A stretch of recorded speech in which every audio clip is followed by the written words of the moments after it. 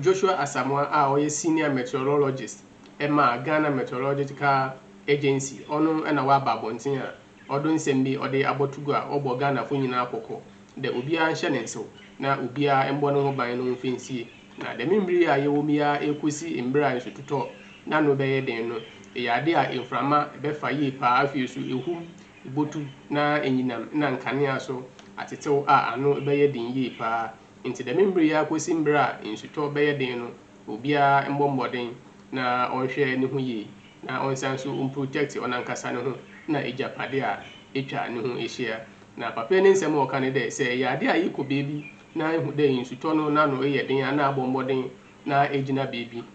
se umbrella na ebefa na afa se raincoat so na ebefa na afa woolen boot na ebotum ahye na ede akobebi anso ne botum aha wadwen so a na no so etum aboa wo ho na edisi na dem kokobo ya ode magana fo nyina no opedo biala obommodin na ope bebi na obo no ho edwa wa bra nsuto na no ayeden ewo omanyi mu na papa yade a ode dem nsemi etugwa ewo abra wo organize eye vote alarm early warning system workshop a wode eda eye vote alarm edi na dem vote alarm no eye Ghana Meteorological Agency ena adwumeku bi a wono dinkitanwode no won na wobo mmodin a wode dem app yi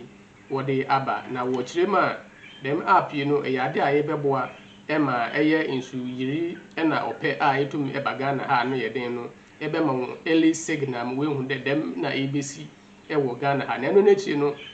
ebetum aboa nkrofo a wote eye volta basin ano no me ebe ya wobutum won so aboa wo ho na wodi esi yensu yiri bi na eba befa wo a wobotum wetutu na wodi efi ho ansana dem ohaw no aba na aboto eyi na ensem a papai a oyi dwuma ewo Ghana Meteorological Agency a ne din ede Joshua Asamoah a oye senior meteorologist ode abotugwa na ode bo Ghana fo nyina akoko do bia hwe no ho ye wo abra yesimi a nsuto eno ebeye den na enyinam na nkanea na ehum akese ebefa no aha ye OCTV